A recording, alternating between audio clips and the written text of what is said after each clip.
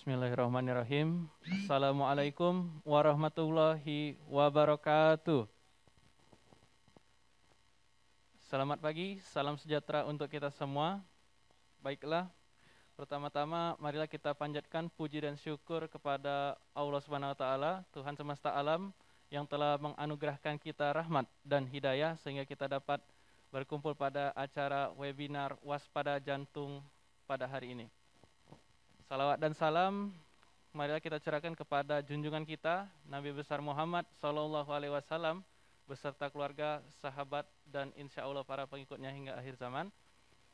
Baiklah, yang saya hormati General Manager Pertamina Refinery Unit 3 Bapak Edi Januari Utama, Manager HSSE Refinery Unit 3 Bapak Binsar Butar-Butar, Section Head Health RU3 Dr. Mariani, Direktur Rumah Sakit Hermina OPI Dr. Hilman Ruhyat, Wakil Direktur Umum Rumah Sakit Hermina OPI Jakabaring Dr. Saza Fitria, Manajemen Rumah Sakit Hermina OPI, narasumber webinar hari ini Dr. Ahmad Pandu, Spesialis Jantung Pembuluh Darah, Fellow of Indonesian Heart Association, seluruh perwira Pertamina RU3 dan keluarga, serta seluruh peserta yang telah hadir bergabung pada webinar kali ini.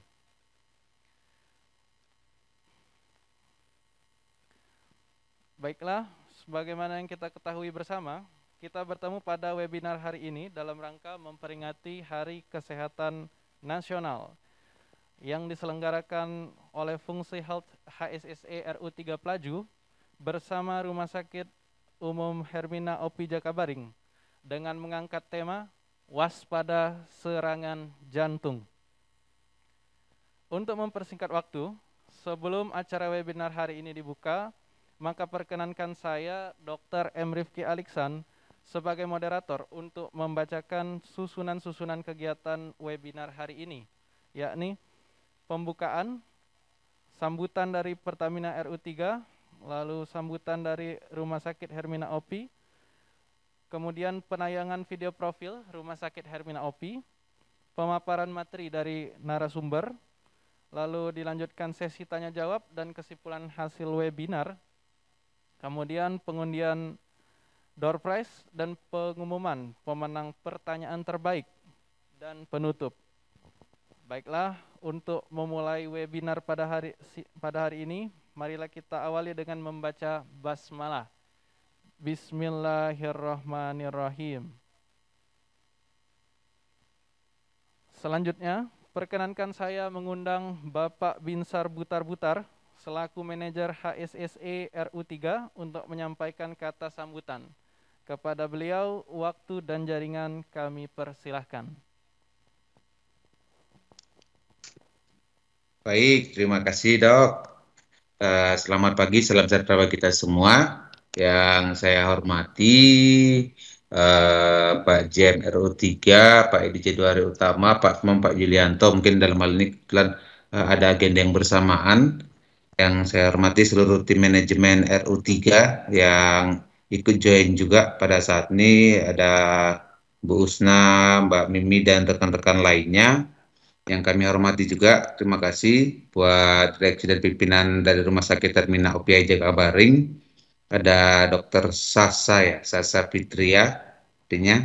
Kemudian yang kami hormati juga dari sumber kami, Dr. Ahmad Pandu, spesialis jantung PH, serta seluruh perwira Pertiwi Pertamina RU3 Pelaju.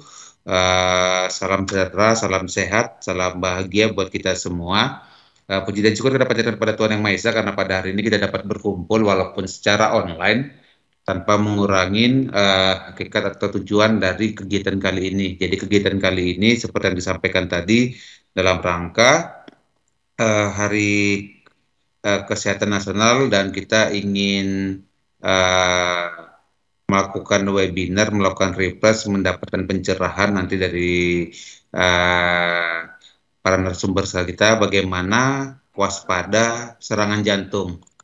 Dapat kita ketahui semua salah satu penyebab kematian kalau kita baca juga dari artikel yang tidak terlihat dan tiba-tiba yang penanganan awalnya mungkin juga tidak bisa disegerakan ataupun tidak bisa kita maintain dari awal adalah salah satunya dari penyakit jantung. Dan tahun ini kita sudah melakukan MCU untuk seluruh pekerja Pertamina dengan persentase sudah 90% lebih yang melakukan MCU. Tapi dari sisi lain, kalau kita lihat dari data MCU masih terdapat pekerja yang memiliki resiko sedang sampai tinggi untuk terkena penyakit jantung koroner. Jadi dari dasar itulah, maka dari HSSE bekerjasama juga dengan Rumah Sakit Termina OPI, kita coba melakukan webinar untuk mendapatkan pencerahan kira-kira bagaimana pencegahan, yang paling utama pencegahan untuk potensi serangan jantung, sehingga kita saat ini bisa melakukan pencegahan untuk potensi serangan jantung tersebut. Jadi Bapak Ibu, rekan-rekan, ini merupakan item atau webinar yang sangat bermanfaat buat kita. Jadi tidak usah segan, silakan melakukan pertanyaan aja nanti dan mohon bantuannya buat Dr. Ahmad Pandu dapat men-share ilmunya, berbagi bagi kita-kita yang utamanya di sini pesertanya mungkin yang bukan background kedokteran, jadi agar kita bisa lebih memahamin dan utamanya kita bisa mencegah, tujuan kita itu. Karena salah satu item yang di Pertamina sendiri kita ada namanya fit to work. Jadi kita sehat, tapi ini tujuan utamanya bukan hanya untuk bekerja, tapi untuk kehidupan kita sehari-hari, itu yang utamanya. Karena kalau baca dari hasil rekam MCU juga potensi jantung koronernya bukan saat ini, potensinya bisa sampai 10 ke 20 tahun ke depan. Jadi teman-teman yang mengikuti ini sebagian juga yang masih muda, masih baru, ya sebagian juga ada rekan-rekan kita yang mungkin sudah mulai senior. Jadi intinya kita ingin nanti pada masa pensiunnya kita juga kita dalam keadaan fit, keadaan sehat, pada masa kerja bisa menikmati masa kerja juga bekerja dengan aman dan nanti sampai pensiun bisa menikmatin sampai dengan kondisi yang sehat. Mungkin itu pengantar dari saya. Sekali lagi terima kasih buat seluruh narasumber dan seluruh peserta. Mudah-mudahan apa yang kita kerjakan, kita lakukan pada hari ini berguna, bermanfaat. Dan buat narasumber Pak Ahmad, Pak Andu bisa menjadi amal baik juga buat menjadi pembicaranya. Jadi sekali lagi kami ucapkan terima kasih buat seluruhnya. Mudah-mudahan acara dapat berjalan dengan lancar dan apa yang kita harapkan bisa kita dapat bersama dan yang terutama kita bisa mengimplementasikannya sehingga bisa mencegah jantung koroner buat kehidupan kita sehari-hari. Berkata terima kasih, selamat pagi, salam sejahtera bagi kita semua. Terima kasih Bapak Binsar Butar-Butar atas kata sambutannya. Selanjutnya izinkan saya mengundang Dr. Saza Fitria selaku Wakil Direktur Umum Rumah Sakit Hermina OPI Jakabaring untuk berkenan memberikan kata sambutan. Kepada beliau, waktu dan jaringan kami persilahkan. Ya, terima kasih dokter. Assalamualaikum warahmatullahi wabarakatuh. Yang terhormat narasumber kita, dokter spesialis jantung dan pembuluh darah, Dr. Ahmad Pandu. Hai dok. Dari Pertamina, Persero, General Manager RU3, Manager HSSE RU3 Bapak Binsar Butar-Butar, Section Head Health RU3 Dr. Mariani, seluruh perwira Pertamina RU3 dan keluarga, serta seluruh peserta yang telah hadir dan bergabung pada webinar hari ini. Selamat pagi dan salam sejahtera bagi kita semua. Sebelumnya saya Dr. Saza meminta maaf karena Dr. Hilman saat ini halangan hadir, jadi saya mewakilinya. Pertama-tama marilah kita panjatkan puji syukur kehadirat Allah Subhanahu wa taala, Tuhan yang Maha Esa. Karena atas izinnya pada hari ini kita dapat berkumpul di sini untuk bersama-sama mengikuti acara webinar dengan tema waspada serangan jantung. Kami ucapkan terima kasih kepada PT Pertamina Persero atas kerjasama yang sudah terjalin sangat baik selama ini. Semoga kedepannya kerjasama terus berjalan dengan baik. Bapak Ibu yang sudah kita ketahui bahwa penyakit kardiovaskuler atau penyakit jantung itu adalah penyebab kematian nomor 1. Penyakit ini telah memakan korban sebanyak 11,3 juta setiap tahunnya. terutama di Indonesia, penyakit ini masih menjadi penyebab kematian tertinggi, sehingga seluruh masyarakat perlu mengambil peran serta dalam mencegah tingginya angka kesakitan yang diakibatkan oleh penyakit jantung. Oleh sebab itu, penting bagi kita untuk meningkatkan ilmu pengetahuan kita tentang cara pencegahan penyakit jantung. Akhir kata, selamat mengikuti webinar ini. Semoga apa yang kita lakukan hari ini bermanfaat bagi kita semua. Salam sehat. Assalamualaikum warahmatullahi wabarakatuh. Waalaikumsalam warahmatullahi wabarakatuh. Terima kasih Dr. Saza Fitria atas kata sambutannya. Selanjutnya, izinkan saya menyapa narasumber kita yang telah kita nanti-nantikan. Yang terhormat Dr. Ahmad Pandu, spesialis jantung pembuluh darah, Fellow of Indonesian Heart Association. Selamat pagi, Dr. Pandu. Ya. Tapi sebelum masuk ke sesi materi dari Dr. Pandu, perkenankan saya terlebih dahulu membacakan profil singkat dari narasumber kita berikut ini. Dr. Ahmad Pandu, spesialis jantung pembuluh darah, merupakan alumni Universitas Sriwijaya untuk S1 program dokter umum dan spesialis jantung pembuluh darah untuk program spesialis di Fakultas Kedokteran Universitas Indonesia di Rumah Sakit Pusat Jantung Nasional Harapan Kita. Kemudian untuk pengalaman kerja di Rumah Sakit Umum dan Rumah Sakit Hermina. Kemudian ada beberapa proyek penelitian dan publikasi yang sudah diterbitkan di Singapura, Korea Selatan, Spanyol, Taiwan, dan Eropa. Baiklah, itu tadi profil singkat dari Dr. Ahmad Pandu sebagai perkenalan sebelum beliau secara langsung akan menyapa para peserta webinar dan memaparkan materi webinar hari ini. Untuk itu, izinkan saya mempersilakan Dr. Ahmad Pandu untuk bergabung ke tengah-tengah kita. Tapi sebelumnya kita akan saksikan terlebih dahulu penayangan video profil Rumah Sakit Hermina.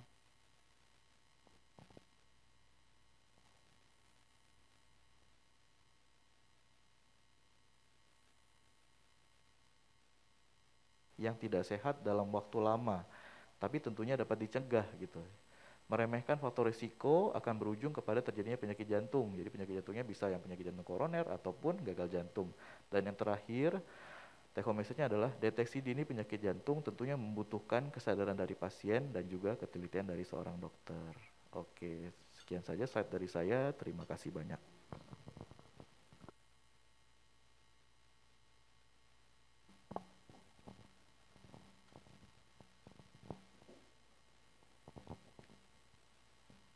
Baik, terima kasih atas materi yang telah disampaikan oleh Dr. Pandu, SPJP. Selanjutnya kita akan lanjut ke sesi tanya jawab.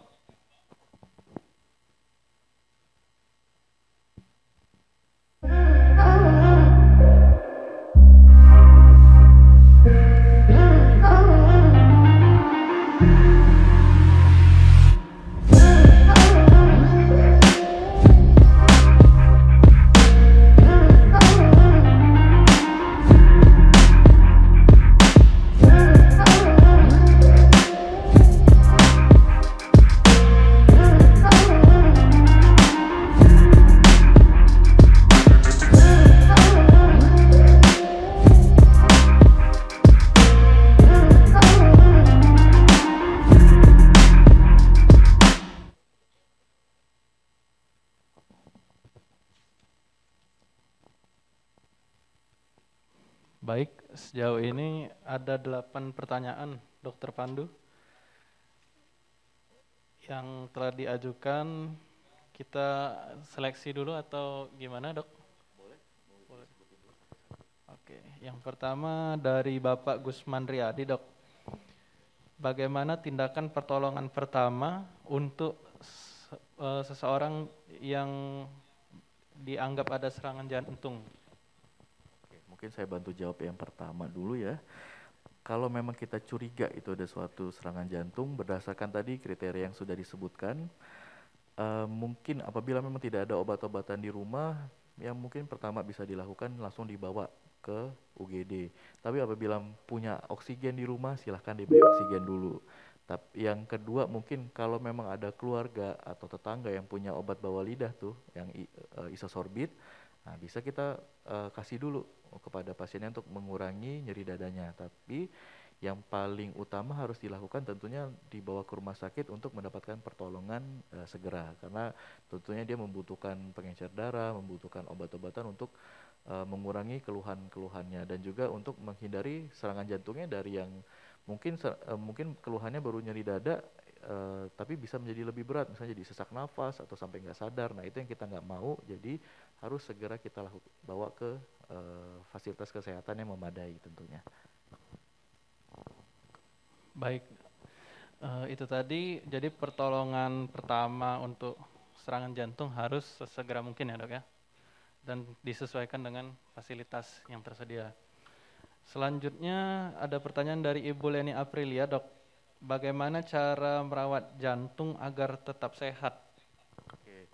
Itu tadi mungkin untuk Ibu Aprilia ya, pertanyaannya itu ada di 2 slide mungkin yang terakhir tadi, yang mulai dari kita atur diet, memperbanyak konsumsi sayuran, buah-buahan, menurunkan konsumsi garam, kemudian ikan-ikanan, kemudian menurunkan yang daging-daging merah ya, sama dairy product, dan juga yang terakhir olahraga ya. Mungkin kita tadi udah ceritain olahraganya bisa mulai dari low sama yang paling aman, low dan intermediate, kayak jogging, lari, itu bisa dilakukan semua, baik dia punya resiko atau enggak ya. Nah itu akan sangat berguna untuk mencegah, karena penyakit jantung koroner ini itu adalah penyakit lifestyle. Jadi ketika lifestyle-nya jelek bisa kita terkena. Jadi ketika kita bisa mengatur diri kita untuk memiliki pola hidup yang sehat, insya Allah nantinya kita bisa terlindung dari penyakit jantung koroner ini.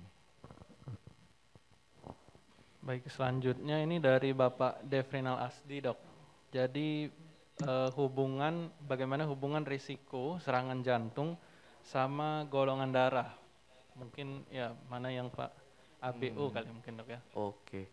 Nah, jadi mungkin ada sedikit ya, mungkin saya pernah membaca, cuma ini penelitian ini belum besar. Jadi sampai kita bisa, tadi kita awal cerita ada 5 faktor risiko atau 6 ya dengan adanya menopause, itu memang sudah diteliti dengan jumlah sampel yang sangat banyak dan dilakukan dalam puluhan tahun, sampai kita bisa menyebutkan oh ternyata faktor resikonya merokok, hipertensi, diabetes gitu. Jadi memerlukan penelitian yang sangat valid untuk pemeriksa golongan darah sendiri.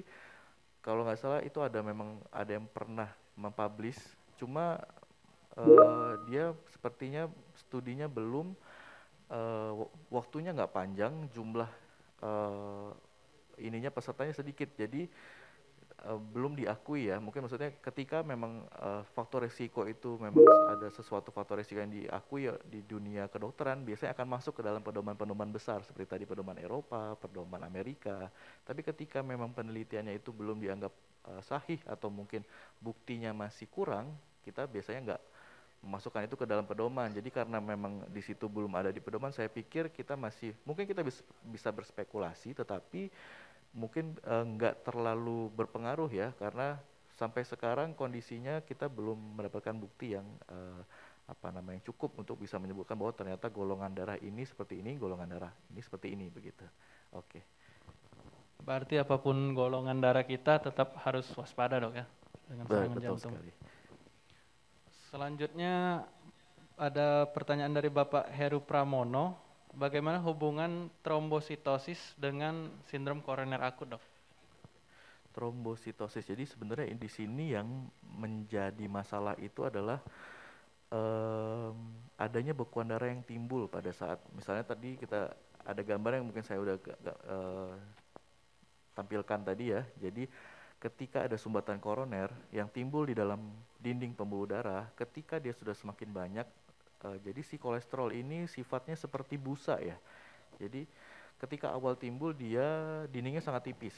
Jadi Bapak bayangin si timbulan kolesterol itu seperti gunung Merapi ya, yang ketika dia bisa pecah kapan aja. Jadi ketika si timbulan kolesterol yang sudah berubah menjadi sel, kita bilangnya sel foam. Jadi foam itu seperti busa. Jadi ketika busa yang keluar, tubuh kita itu melihat itu sebagai benda asing yang tidak seharusnya ada di pembuluh darah, sehingga di situ akan akhirnya badan akan memanggil tuh mulai dari faktor-faktor yang bisa menghancurkan si itu tadi, sama juga yang faktor-faktor itu pertahanan tubuh itulah yang akan menyebabkan terjadinya pembekuan darah. Nah, jadi ketika memang komponennya ada si trombosit dan lain-lain itu situ akan membeku, sehingga makanya kita biasanya memberikan antiplatelet atau anti agregasi trombosit kepada pasien-pasien yang kita ada faktor resiko yang tinggi, kecenderungan orang itu penyakit jantung koroner, atau ternyata sudah dipasang cincin untuk mengurangi resiko adanya serangan jantung kembali. Tetapi ketika sudah terbentuk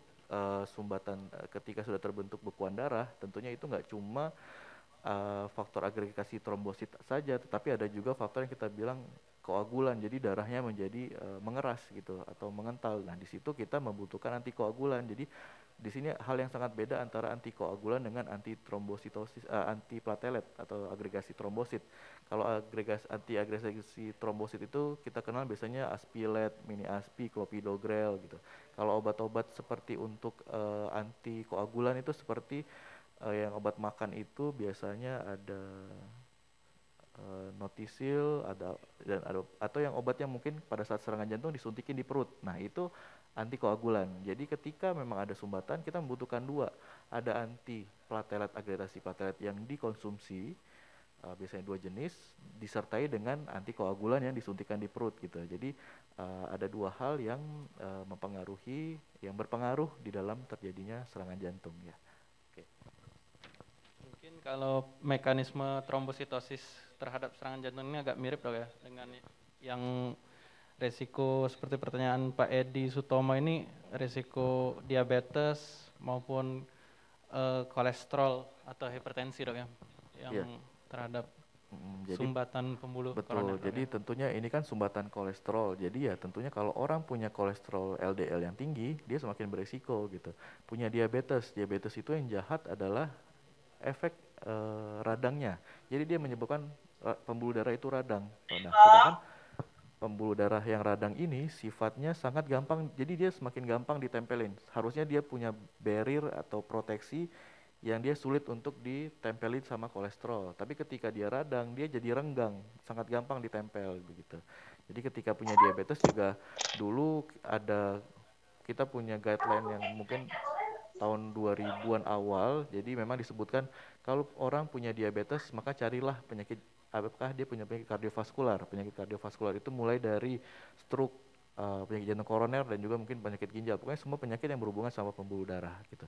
Begitu juga kalau kita tahu pasien ini ada penyakit kardiovaskular, maka harus cari diabetes karena mereka ini biasanya saling temenan. Jadi di harapan kita pun hampir 60-70% pasien dengan gagal jantung atau pasien yang datang dengan serangan jantung itu ada diabetes.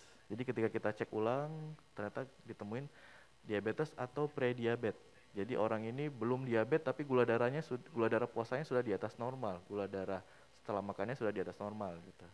Jadi kenapa dia jadi faktor risiko, karena tadi Kelompok kardiometabolik jadi dok ya. Selanjutnya ada pertanyaan yang dari Ibu Susan ini dok. Bagaimana golden period untuk penyelamatan jantung, lalu olahraga pos pemasangan ring dan home care-nya, serta batasan cairan untuk pasien jantung. Oke, jadi yang pertama tentang golden period ketika serangan jantung. Jadi kita harus membagi dulu serangan jantung ini menjadi 3, yaitu serangan jantung yang ringan. Kita bilangnya, kalau istilah medis itu unstable angina pectoris. Yang sifatnya sedang, kita bilangnya non ST elevasi, jadi non STEMI and STEMI. Karena dari rekaman jantungnya ternyata ada penurunan.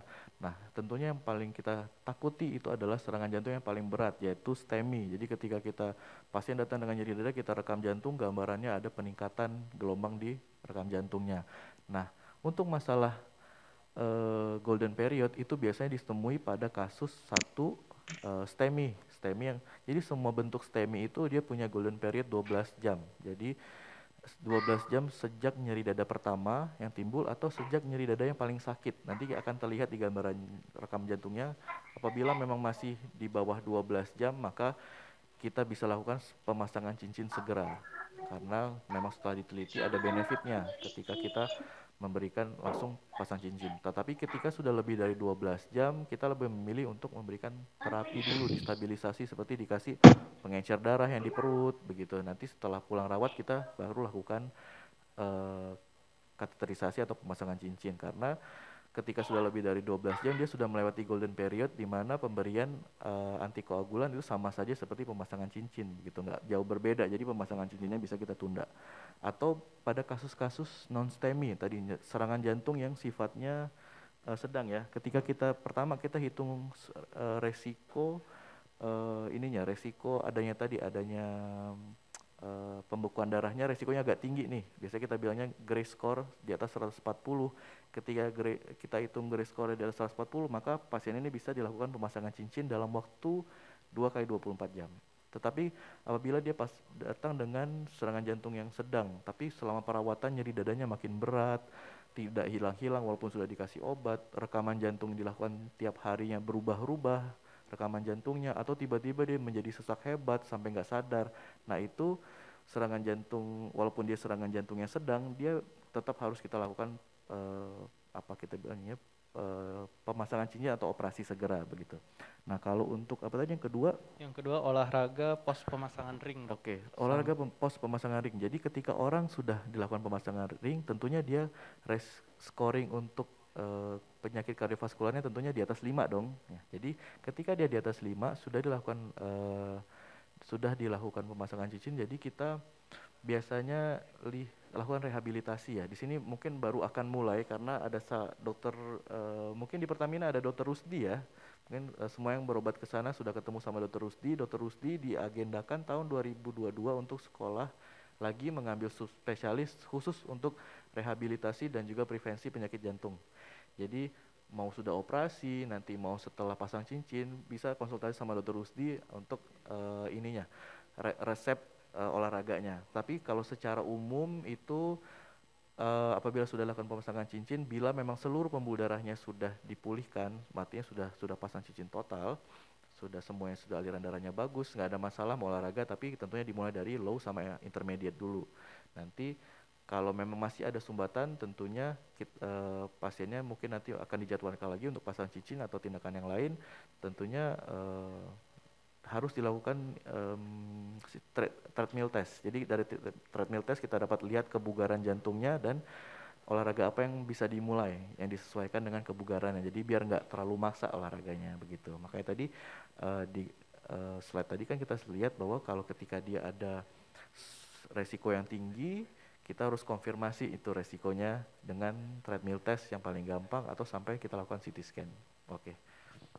Kalau untuk cairan maksimalnya konsumsi berapa, Dok ya? Oke, jadi cairan itu sebenarnya kita menentukan jumlah cairan itu ketika kita sudah menemukan pasien ini dalam keadaan ada masalah gagal jantung. Jadi saking beratnya serangan jantungnya, sel jantungnya jadi mati. Ketika sel jantungnya mati atau ternyata sel jantungnya itu nggak dapat makanan, nggak dapat darah, dia tidur, kita bilang hibernasi. Jadi ketika sel jantungnya hibernasi atau mati, sel jantungnya jadi nggak berfungsi dengan normal, jadi fungsinya turun. Nah ketika terjadi penurunan fungsi jantung itu baru kita tentukan restriksi cairan. Tetapi ketika fungsi jantungnya nggak ada masalah, artinya ketika serangan kita USG jantung kita lihat oh fungsi jantungnya bagus, otot jantungnya berfungsi normal, maka tidak ada restriksi. Gitu. Jadi ketika fungsi jantungnya nggak perburukan saja baru kita restriksi, dan biasanya kita bilangnya tadi ya gagal jantung atau jantung bengkak ketika fungsi jantungnya sudah turun sekali karena serangan jantung. Di situ kita lakukan restriksi biasanya 1,5 liter, kecuali bisa mungkin ada ketika itu terjadi keadaan lain, misalnya dia ada masalah jantung tapi dia infeksi. Tentunya pada saat infeksi kita butuh cairan yang lebih baik dan itu nggak apa-apa, kita bisa berikan lebih banyak. Tapi secara general itu dibatasi sekitar 1.500 cc untuk yang sudah memiliki penurunan fungsi jantung. Tetapi ketika fungsi jantungnya nggak ada masalah, maka kita nggak perlu mikirin restriksi cairan. Jadi untuk konsumsi cairan memang harus sebaiknya konsul ke dokter agar lebih tepat, Dok ya, mengenai dosisnya. Ada juga pertanyaan dari Bapak Umar Sarif nih, Dok, mengenai denyut jantung maksimal menurut jenis olahraga? Misalnya apakah saat bersepeda, berenang itu ada perbedaannya, Dok? Oke. Jadi untuk detak jantung ini kita menentukannya berdasarkan umur. Yang pertama dan jadi kita kenal dengan heart rate maksimal.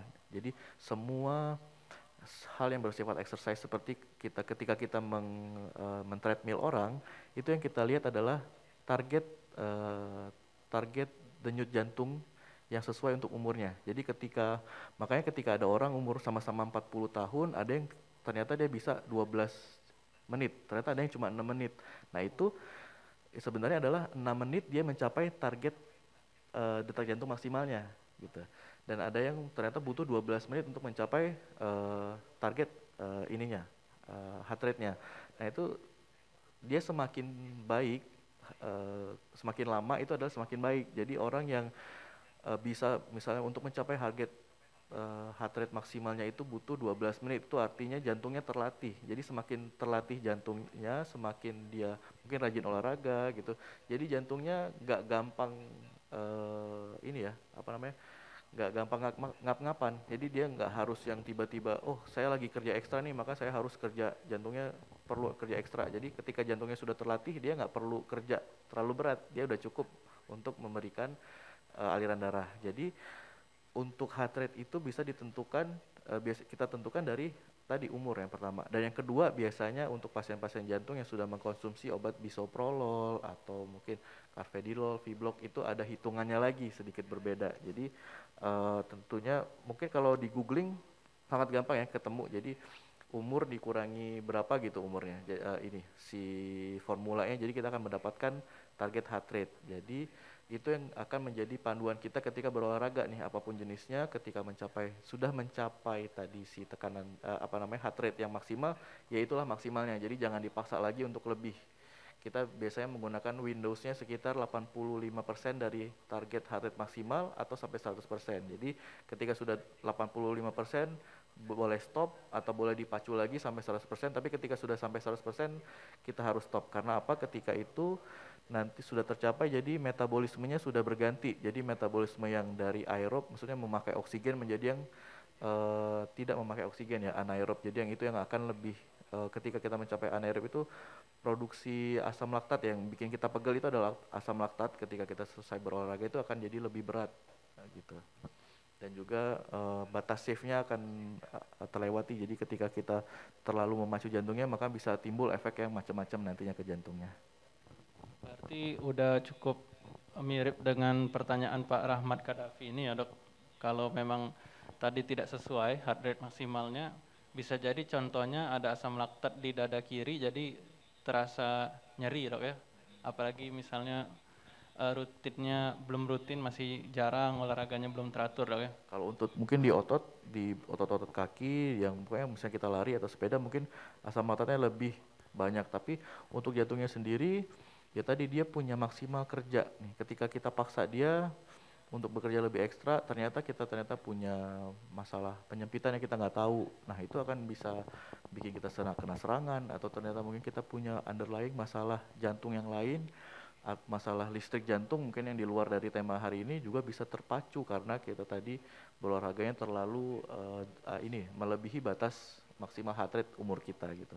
Jadi intinya itu sebenarnya melatih endurance. Jadi jangan terlalu ngoyo, oh saya mau langsung olahraga, langsung mau lari 10 kilo dalam 30 menit. Ya semua itu nanti bisa tercapai, tapi dengan pelan-pelan. Mungkin kita mulai dulu dengan yang penting konsisten 30 menit selama mungkin 5 kali seminggu atau 7 kali seminggu. Kalau memang rajin sekali, kita latihan dulu mungkin jalan santai. Kalau kita sudah bisa, nggak ada masalah, kita naikin ke jalan cepat. Misalnya kita bisa, kita naikin lari jogging gitu loh. Nanti jogging mungkin 30 menit kita naikin jadi 1 menit. Jadi nggak perlu ngoyo harus tiba-tiba saya harus lari 10 kilo dalam 30 menit gitu loh. Nggak, karena kita lihat tadi heart rate-nya. Jadi masing-masing kita sekarang jadi bisa menghitung sendiri, bisa googling ya target heart rate-nya berapa atau si frekuensi nadinya. Nanti ketika berolahraga silahkan dilihat kan sekarang semua orang udah suka pakai jam ini ya yang bisa menghitung heart rate. Jadi ya tinggal dilihat batas kemampuannya di mana begitu. Jadi untuk meningkatkan batas kemampuannya tentunya dengan semakin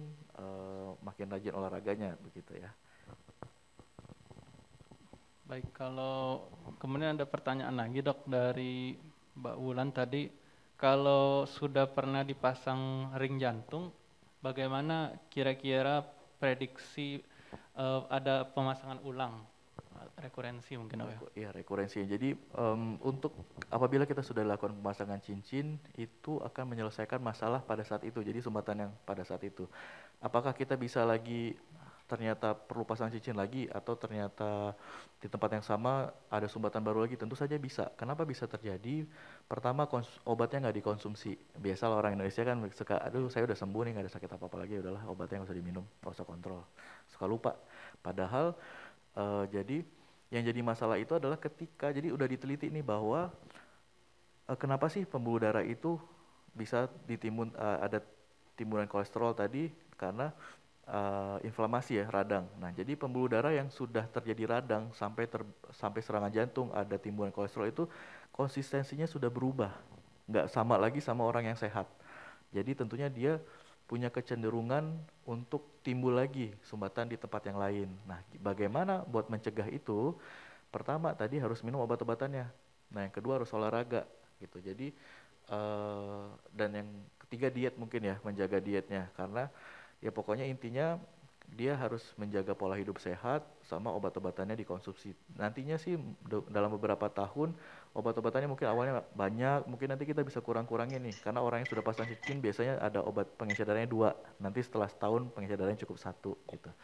Atau mungkin perlu obat kolesterol nih, tapi ketika kolesterolnya dalam berapa bulan tercapai, pola hidupnya udah baik, ya udah bisa di stop gitu. Jadi apakah ada resiko? Tentunya ada resiko untuk timbul lagi. Kalau mau contoh yang memang contoh kasusnya itu terjadi sama om saya sendiri tahun 2013 di serangan jantung, dia pasang cincin di harapan kita, tapi om saya tuh sangat suka kulineran.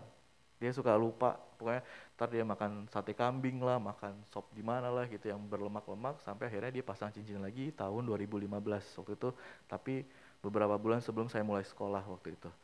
Nah, yang terakhir akhirnya ketika dilihat serangan jantungnya di tempat yang sama, jadi di tempat dia dipasang cincin itu terjadi lagi sumbatan, akhirnya dipasang cincin lagi di situ. Dan ketiga tahun 2017 waktu itu dia lagi dinas ke Jogja, pagi-pagi di grup keluarga baru kirim foto lagi makan duren, dikasih temannya duren di Jogja. Saya juga baru tahu ternyata di Jogja ada kebun duren. Ternyata 2 jam dari situ dia serangan, tapi karena letaknya nggak di kota, dia dibawa ke rumah sakit kecil dulu, baru kemudian ditransfer ke sana rumah sakit umumnya Sarjito yang di UGM. Dibawa ke Sarjito sore, sudah dalam keadaan nggak sadar. Istri sama keluarga datang sore itu, nyampainya malam, besoknya meninggal. Jadi ketika kita nggak disiplin, tentunya resikonya akan sama bisa terjadi lagi, karena intinya adalah ketika sudah ada sumbatan itu struktur pembuluh darahnya sudah berubah, nggak sebagus yang dulu lagi. Untuk memperbaikinya gimana tadi, pola hidup yang sehat sama obat-obatannya jangan nggak dikonsumsi begitu. Berarti memang harus berkelanjutan dok ya, dan untuk pencegahan dan kontrol rutinnya. Lalu ada juga pertanyaan tentang COVID dan serangan jantung dok. Jadi memang bagaimana hubungan dari pasca infeksi COVID ini, apakah kemungkinan risiko serangan jantung juga meningkat dok?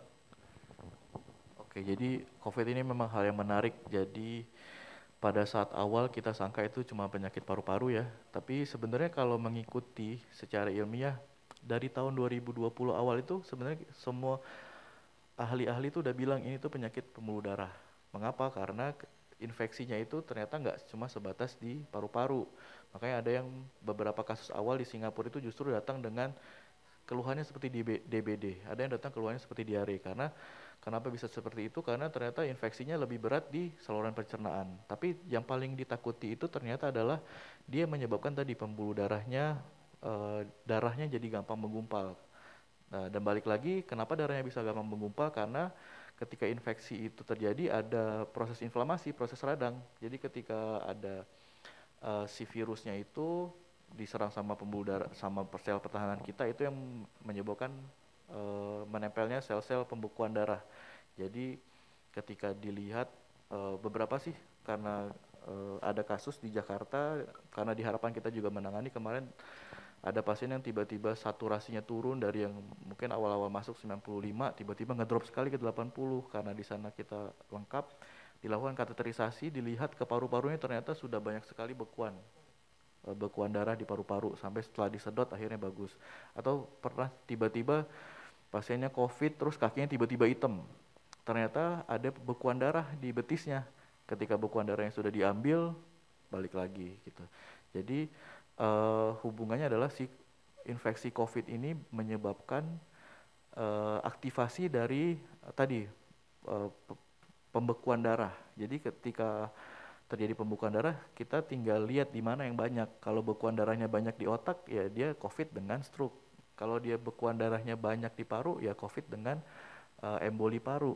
Apabila misalnya dia di pembuluh darah koroner, COVID dengan STEMI atau serangan jantung. Itu banyak yang sudah di waktu itu sampai karena waktu itu kita mau juga pasang cincin, kita pasain untuk pasang cincin sampai akhirnya hampir semua dokter di Harkit sempat kena COVID juga karena menolong. Jadi itu tadi ya ketika terjadi COVID hubungannya kenapa bisa serangan dan lain-lain itu karena tadi terbentuknya pembekuan darah. Makanya beberapa expert dari luar negeri bilang COVID adalah penyakit kardiovaskular karena selain itu tadi dia bisa menyebabkan infeksi di jantungnya, jadi infeksinya lebih banyak di jantungnya sehingga jantungnya jadi gagal jantung tiba-tiba. Jadi selain dari tadi bekuan darah, dia juga bisa menyerang jantung sehingga jantungnya jadi lemah gitu. Nah dan juga kita baru tahu COVID itu nggak selesai ketika kita udah selesai pengobatan kita swab PCR ternyata hasilnya bagus. Ternyata ada yang disebut sebagai long COVID syndrome. Jadi setelah kita sembuh efek COVID ini masih bisa menghantui kita, tapi sekarang kita nggak tahu batas waktunya kapan. Ada yang bilang 3 bulan non COVID, ada yang bilang 6 bulan, 10 bulan. Jadi maka masih ada orang yang merasakan efek samping dari infeksi COVID-nya gitu. Apa ya tadi yang dapat menyebabkan serangan jantung pada pasien. Nah itu tadi mungkin saya sudah ceritakan tadi ya, penyebab serangan jantungnya tadi si COVID-nya memicu terbentuknya bekuan darah, ya tinggal bekuan darahnya itu nyangkut di mana. Kalau dia nyangkut di jantung jadi serangan jantung, di otak jadi stroke dan lain-lain. Bagaimana tindakan pencegahan ataupun deteksi dini tadi? Kalau untuk pencegahan ya mungkin kita sekarang sudah banyak yang memberikan obat-obat pengencer darah kepada pasien COVID, itu salah satu untuk mencegah. Dan untuk deteksi dininya mungkin tadi sudah dilihat dari slide ya, bagaimana kita mengenali nyeri dadanya, apa memang nyeri dadanya timbul saat aktivitas dan lain-lain. Sifatnya tadi di dada kiri menyebar tembus ke punggung. Nah mungkin itu kita sudah bisa mendeteksi sendiri sehingga bisa datang ke rumah sakit untuk dilakukan pemeriksaan lanjutan. Oke. Baik, memang berarti COVID dan serangan jantung cukup berhubungan ya dok ya. Tadi ada Bapak Senior Managing Operation and Manufacturing, Bapak Yulianto. Selamat pagi Bapak. Selamat pagi dok. Ya, pagi Pak. Ya, salam sehat ya dok, salam sehat dan bahagia ya. Sama-sama Pak. Ya ini dok, saya kalau boleh mau nanya juga dok sekalian ya dok ya. Ini kayaknya interaktif banget ini dari Pandu. Saya mau nanya aja yang untuk penyakit jantung ini kan kayak ya salah satu penyakit sudden death ya dok ya, agak berbahaya juga buat kita. Nah ini yang saya lihat ini yang terkait dari sisi pola hidup yang tidak sehat ya dok. Ya berarti kan dari sisi kolesterol lah ya.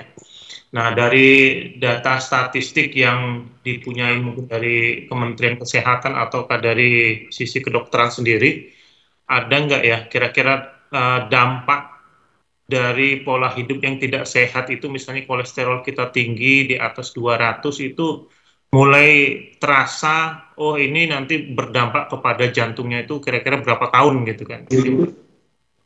Terus yang kedua juga kalau kayak sumbatan sebelum ke jantung ya, sumbatan plak yang di pembuluh darah ini dari kolesterol sebenarnya dengan perbuatan itu bisa sembuh. Sampai jadinya Bisa itu kan. Terus untuk yang ini ya, kalau kondisi santai itu memungkinkan atau tidak orang itu bisa terkena serangan jantung pada kondisi santai. Kalau tadi kan informasi kan kalau ada aktivitas agak berat atau apa, kalau ada rasa panas di dada atau bagaimana itu kan ada potensi. Tapi kalau kondisi santai ini ada kemungkinan nggak ke arah sana. Terus dari sisi makanan, makanan ini kan kalau saya lihat tadi kan ikan-ikanan kan diperbolehkan, cuma ikan-ikanan yang bagaimana ya dok ya, kan ikan-ikanan kan ada ikan laut, ada ikan sungai. Ikan laut sendiri kan kalau kayak di Palembang ini kan ada ikan patin, ada ikan baung. Nah itu kan lemak-lemaknya juga ada itu, apakah itu lemak yang bagus ataukah tidak. Terus juga yang kayak untuk susu, susu juga kan dairy product itu kan termasuk susu, keju, dan lain-lain ya. Kalau yang susu sendiri kayak susu skim milk ya, yang kandungan lemaknya di bawah 0,5%, apakah itu boleh kita konsumsi ataukah tidak? Terus lagi yang terkait untuk pengaruh kafein dalam kopi terhadap penyakit jantung itu bagaimana? Karena kan kadar kafein kan bisa menaikkan detak jantung kita ya. Makasih dok. Oke, jadi pertanyaan agak banyak ya Pak. Tadi yang awal itu tentang Prognosis dari gaya hidup Oke. berapa lama ke serangan jantung Jadi kira-kira. ketika berapa kolesterolnya, kemudian dalam berapa tahun ya. Nah itu sebenarnya sudah diteliti saya sempat mungkin agak tampilin nggak terlalu panjang tadi, cuma ada di satu slide. Jadi untuk menilai resiko CVD tadi, CVD risk, jadi resiko penyakit kardiovaskular itu kita nilai dengan scoring system atau sistem skor menilai tadi yang ada jenis kelamin, kemudian kebiasaan merokok, tensi, dan juga kolesterol non HDL. Nah itu untuk melihat ke 10 tahun ke depan. Jadi ketika misalnya tadi umur sekitar 50 tahunan dengan misalnya tensi 110, kemudian merokok, kolesterol non HDL atau kolesterol jahatnya sekitar 200, itu skornya di atas 5. Artinya dia 10 tahun ke depan ada risiko terjadi penyakit jantung koroner sekitar 10%, begitu. Jadi sistem scoring inilah yang digunakan untuk menilai. Jadi tentunya setiap orang akan beda-beda karena akan ada perbedaan mulai dari jenis kelamin, perbedaan kebiasaan merokok, perbedaan tekanan darah sampai perbedaan kolesterolnya. Jadi kita akan melihat itu berdasarkan dari individunya masing-masing. Jadi mungkin nanti pada saat konsultasi mau tanya, dok saya resikonya 10 tahun nanti gimana nih, nanti kita akan lihat. Jadi kalau misalnya ternyata belum ada data kolesterol, kita akan cek dulu kolesterolnya. Apabila belum ada data misalnya tensi, kita tensi dulu. Jadi itu 4 parameter yang kita gunakan untuk mendeteksi kejadian penyakit kardiovaskular 10 tahun. Jadi penyakit kardiovaskular itu mulai dari stroke, serangan jantung, dan lain-lain. Kita bisa lihat dari scoring sistem itu. Jadi kalau memang skornya sudah sangat jelek, sangat tinggi, misalnya kolesterolnya tinggi, tadi merokoknya berat gitu. Jadi resikonya dalam 10 tahun mungkin lebih tinggi dari orang yang tidak merokok atau kolesterolnya juga tidak tinggi begitu. Dan juga kalau ditanyakan apakah penyakit ini bisa sembuh, tadi intinya adalah ini adalah penyakit lifestyle, jadi untuk menyembuhkannya adalah merubah lifestyle. Jadi sangat banyak kalau kasus-kasus di luar negeri, banyak orang yang ketika dia berobat, jadi contohnya hipertensi ya, kita sudah bisa sebut hipertensi ini penyakit kardiovaskular di mana ketika orang itu merubah pola hidupnya, konsumsi garam dibatasi, dan lain-lain, dia pola hidup sehat, makanannya, kok ternyata hipertensinya sembuh. Jadi nggak harus tergantung sama obat. Kalau ditanya apakah penyakit ini bisa sembuh, misalnya sudah dipasang cincin tadi ataupun dia ternyata ada sumbatan tapi mungkin baru 40%, belum sampai di atas 70 atau 90, ketika dia bisa merubah pola hidup, bisa nggak, maksudnya ternyata paketnya bisa nggak progres atau ternyata nggak ada bukti timbunan baru. Karena biasanya kalau pasien-pasien ini kalau fasilitasnya lengkap, biasanya kita lakukan CT scan tahunan, CT scan per 2 tahun, gunanya untuk kita mengevaluasi apakah memang benar sumbatannya meningkat atau enggak. Jadi ternyata beberapa ketika kita evaluasi dengan dalam beberapa tahun dengan perubahan pola hidup tadi yang serius, ternyata hasilnya jadi bagus. Maksudnya nggak progres, memang ada sumbatan 40% tapi nggak nambah sampai dalam 10 tahun. Ataupun ternyata dulu sudah dipasang cincin dulu, kita ada beberapa pasien yang sampai umur 70 tahun dia masih kontrol. Waktu itu dia pasang cincinnya waktu zaman 90-an atau operasinya tahun 90-an. Ketika dia benar-benar merubah pola hidup, konsumsi obat, ya nggak ada kejadian apa-apa setelahnya, nggak ada serangan jantung tambahan atau ternyata ada sumbatan baru gitu, nggak ada. Jadi kalau ditanya apakah bisa di stop, bisa dengan tadi memang komitmennya sangat tinggi untuk merubah pola hidup itu.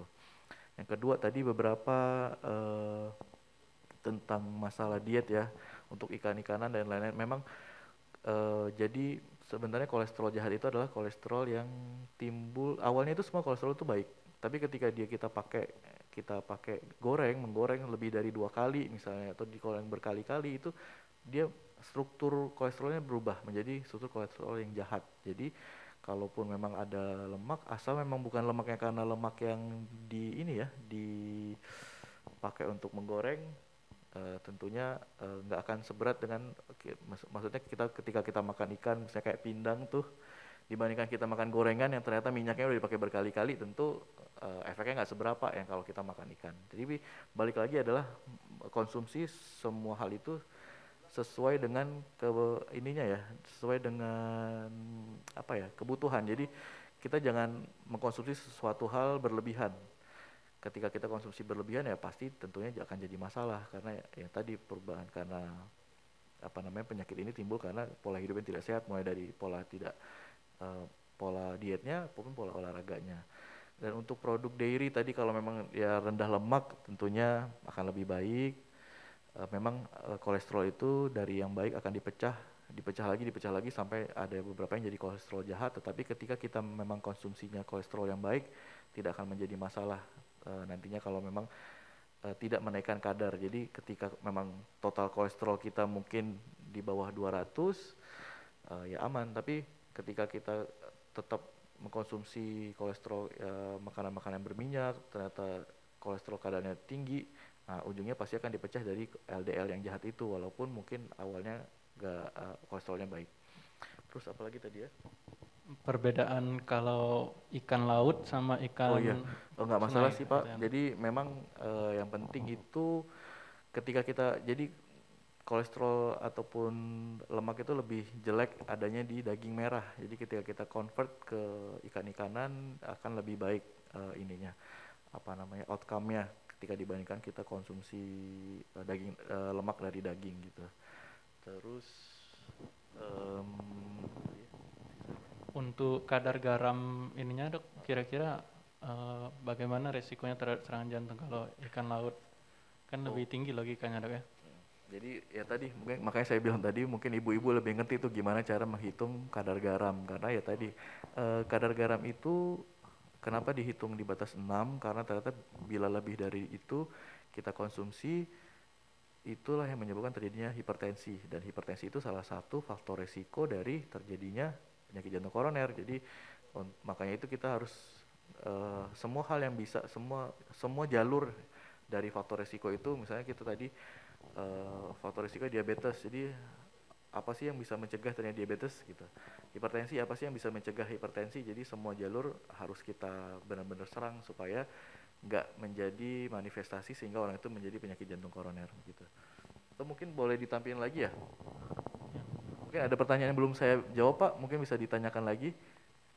Yang kafein tadi Dok, kafein di kopi. Oke, jadi kafein itu sebenarnya memang ada beberapa bisa menyebabkan palpitasi atau berdebar atau menyebabkan efek kencing agak banyak. Tapi secara umum sebenarnya kopi itu nggak ada masalah, atau kafein itu nggak masalah. Jadi sebenarnya orang-orang kan suka menganggap bahwa nggak boleh ngeteh, nggak boleh ngopi gitu. Sebenarnya yang jadi masalah itu bukan kafein tapi gula. Karena tadi saya sudah sempat cerita bahwa pada orang-orang dengan penyakit jantung koroner ataupun gagal jantung ternyata 60-80%-nya itu ada gula, ada diabetes. Jadi kalau ditanya apakah boleh minum teh, boleh minum kopi, boleh, nggak masalah, asal nggak pakai gula gitu. Ketika dia memang sudah ada diabetes. Tapi kalau dia memang sensitif ya, jadi untuk orang-orang yang memang mengkonsumsi kopi langsung berdebar, dia ada sakit jantung ya tentunya jangan. Tetapi kalau memang dia nggak ada efek berdebar ya nggak ada masalah untuk masalah konsumsi kopinya gitu. Ya, makasih Dok. Oke, sama-sama Pak. Baik, terima kasih atas pertanyaan dan penjelasannya Dok. Sebenarnya memang mungkin cukup banyak tadi tanya jawab yang sudah kita adakan, memang dominannya berarti tadi para peserta bertanya tentang bagaimana pencegahan, terutama masalah olahraganya, Dok ya, kardiak prevensionisnya. Jadi selanjutnya memang kita bisa simpulkan bahwa serangan jantung ini dapat kita waspadai dengan pencegahan dan deteksi dini, Dok ya. Salah satunya nanti akan ada acara pemeriksaan langsung di klinik Pratama untuk tanggal 11 dan 12 besok, Dok ya, agar bisa diketahui secara lebih lengkap. Jadi saya juga tadi sempat di ini kalau memang mau datang konsultasi membawa hasil, misalnya membawa hasil medical check up-nya mungkin lebih baik. Jadi kalau masih menyimpan bisa dibawa sehingga kita bisa lihat sama-sama nih apakah punya resiko atau enggak. Nanti mungkin kita siapin juga beberapa tabel atau apa sehingga kita bisa hitung masing-masing scoringnya. Atau mungkin ada pertanyaan mungkin belum terjawab di sini, mungkin kita bisa ketemu besok untuk lebih lanjut menjawab pertanyaan yang pengen ditanyakan, begitu ya. Baik, selanjutnya kita akan pilih 5 pertanyaan terbaik. Untuk pemenang terbaik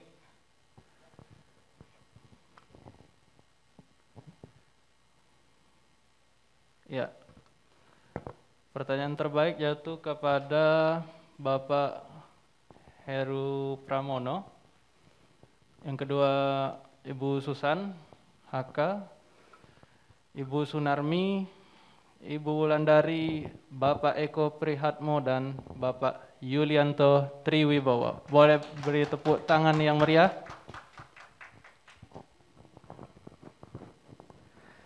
Selanjutnya kita akan sesi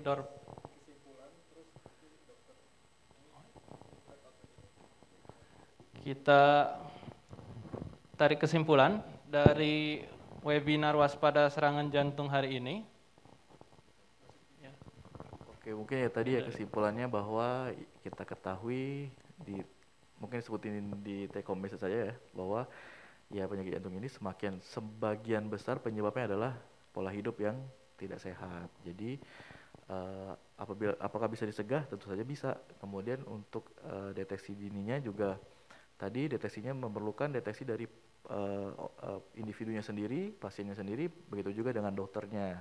Dan untuk ininya apakah pencegahannya bagaimana? Tadi sudah kita jelaskan mulai dari pencegahan untuk dietnya, pencegahan dalam bentuk olahraganya, dan juga target-targetnya begitu ya, mulai dari target berat badan, target indeks massa tubuh, sampai juga ke target lingkar perut. Jadi memang kalau ternyata masih memiliki hal yang lebih atau ternyata lebih jelek dari apa yang kita sebutkan yang tadi, silahkan memperbaiki masing-masing ya. Misalnya berat badannya masih lebih tinggi, obesitas, silahkan turunkan berat badan. Ternyata tadi mau olahraga atau misalnya olahraganya mulai dari hal yang belum bisa yang berat, mulai dari yang kecil dulu, seperti itu.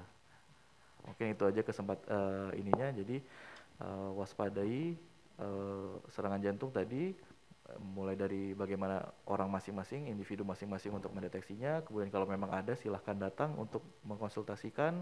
Nanti kita akan periksa satu persatu dan kita sesuaikan kebutuhan pemeriksaannya sesuai dengan data yang sudah kita punya.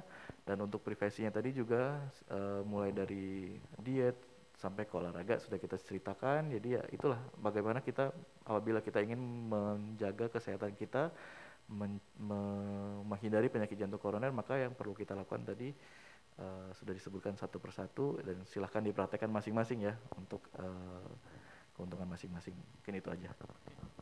Terima kasih banyak atas tips dan semangatnya dari Dr. Ahmad Pandu, SPJP.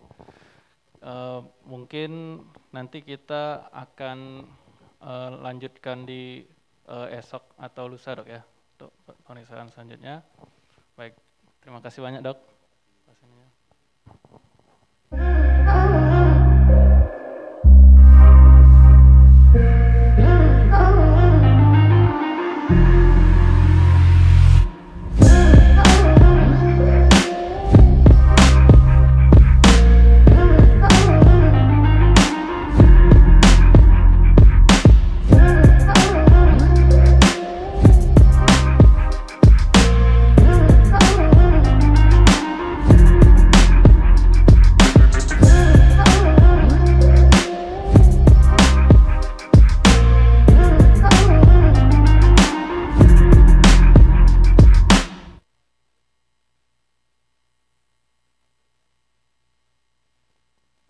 Baik, selanjutnya kita akan ke pembagian door prize.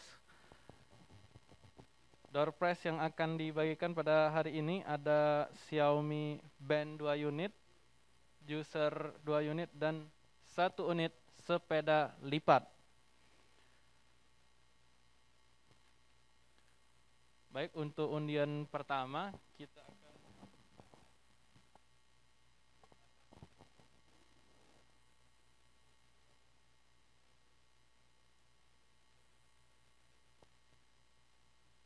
akan undi. Syaratnya nanti kalau pesertanya ternyata tidak ada lagi di meeting room, maka dari panitia akan memberikan ke peserta lain ya.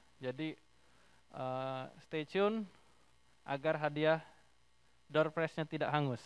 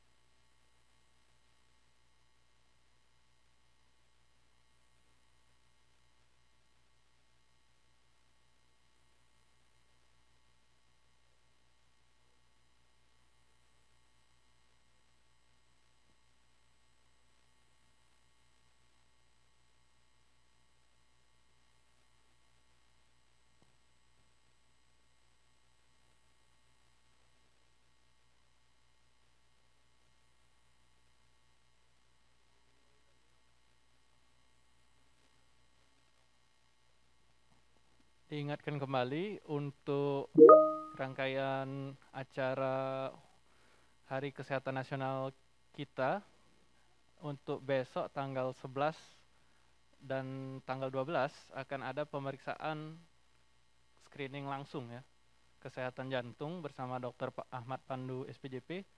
Lokasinya di Klinik Pratama Refinery Unit 3. Jadi nanti boleh bagi yang sudah punya hasil MCU atau mungkin mau konsul mengenai pengobatan rutin bulanannya, nanti akan langsung dipandu oleh Dr. Ahmad Pandu SPJP. Baik, kita akan undi untuk hadiah pertama 1 unit, 2 unit juicer ya. Nah, juicer pertama jatuh kepada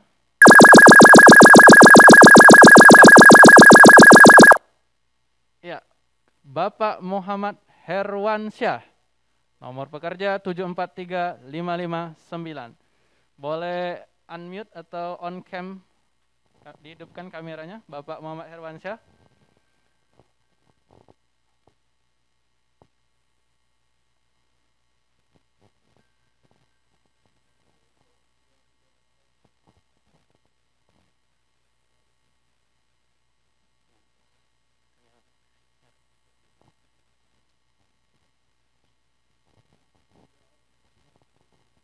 Bagaimana dari panitia? Mau kita undi?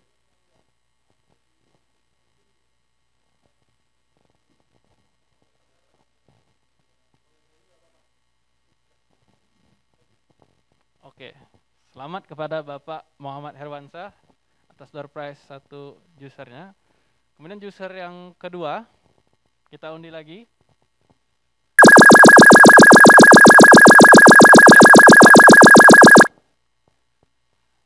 Pemenang juicer yang kedua adalah Bapak Daroji, nomor pekerja 726054. Oke. Kita lanjut ke Xiaomi Band, door prize ketiga. Ya, undian dimulai.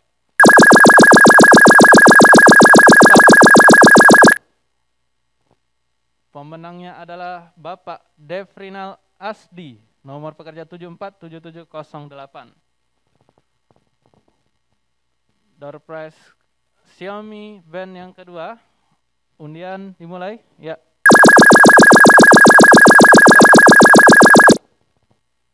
Atas nama Ibu Evi Susanti, nomor pekerja 5272.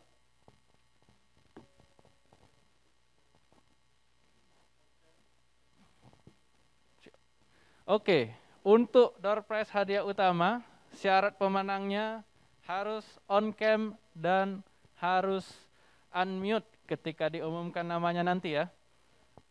Kalau tidak, nanti hadiahnya hangus. 1 unit sepeda lipat jatuh kepada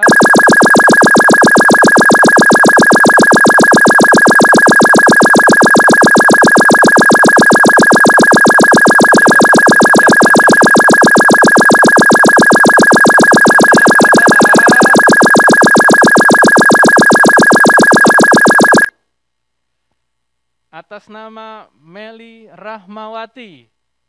Apakah masih standby di room meeting? Ibu Meli Rahmawati, silakan hidupkan kamera dan unmute suaranya.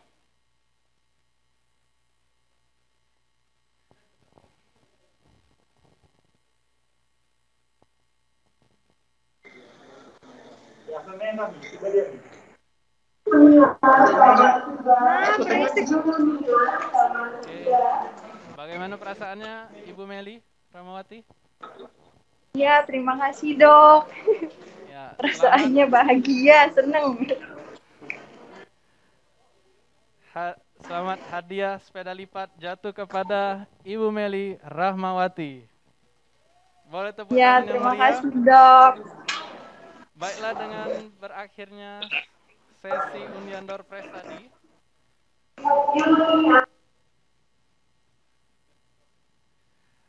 berakhir pula webinar kita pada hari ini. Terima kasih kepada seluruh perwira Pertamina dan peserta webinar yang berpartisipasi pada hari ini. Akhir kata, saya selaku moderator memohon maaf yang sebesar-besarnya apabila ada tutur kata yang kurang berkenan di hati. Bapak, Ibu, serta seluruh peserta webinar, tetap jaga protokol kesehatan. Sampai jumpa di kegiatan selanjutnya. Billahi taufik wal hidayah. Wassalamualaikum warahmatullahi wabarakatuh.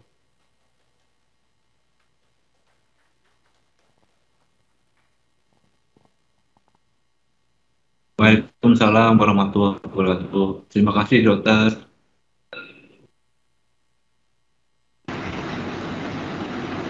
Waalaikumsalam warahmatullahi wabarakatuh. Terima kasih.